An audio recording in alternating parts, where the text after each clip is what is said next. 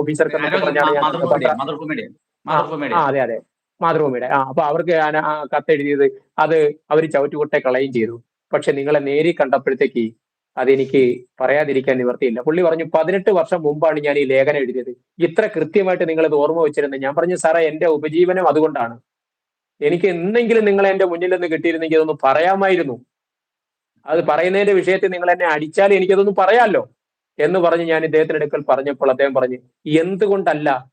ഞാൻ പറഞ്ഞു സാറേ ഈ എൻഡോസൾഫാൻ അടിച്ച പൂക്കളിൽ നിന്ന് തേൻ എടുത്തുകൊണ്ട് വരുന്നത് യന്ത്രമനുഷ്യനൊന്നും അല്ല, യന്ത്ര ഈച്ചയല്ല, അതൊരു ജീവിയാണ്.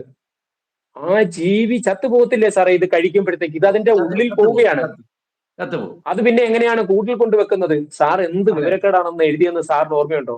അയാൾ തലയെ കൈവച്ചു. എനിക്കത് അറിയില്ലായിരുന്നു.